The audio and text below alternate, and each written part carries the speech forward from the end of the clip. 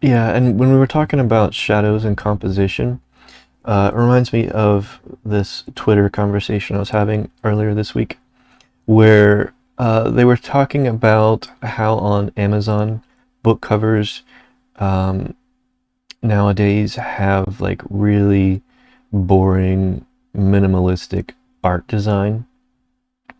And the reason that it's often given for that is so that it reads in thumbnail. Because when you're on Amazon shopping for books, you'll just see the thumbnail before anything else. So whatever is on the cover of the book needs to read very tiny. But my take on it is that's just a cop out, because if you have strong composition, you can have it read in thumbnail and then also have details that provoke the viewer to click on it to enlarge it, so that they are rewarded upon doing so with, you know, something that looks cool. So it Mm-hmm. reads from afar and reads up close.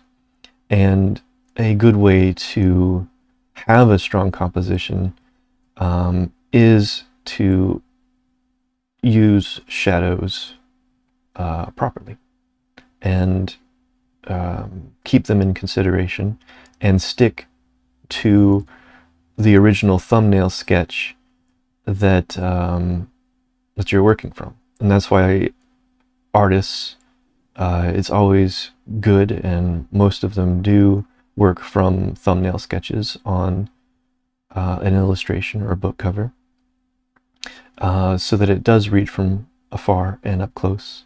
And I think that even goes back to before book covers, goes back to, you're walking through somebody's house and you see a picture like in a distant hallway, and you're like, oh man, that looks pretty cool from here. So you want to get up and get closer too. Um, so it works in museums, it works in the houses of patrons, and it works on Amazon book covers. Yeah, and with this whole just seeing the cover small and like saying that we do minimalistic covers now just so that people can understand what's going on. A brain is the real powerful tool to kind of fill in all the blank space of where details should be when something is really small. So just don't underestimate it, because if you have a strong composition, you can squint at your composition. If it's on paper, you can put it like really far away, and if it reads, then it reads. And trust me, you don't need details to describe more than what already shadows do. But well, what's up with this thing that people just look at the covers? Wasn't it like don't judge a book by its cover? What happened to that theory?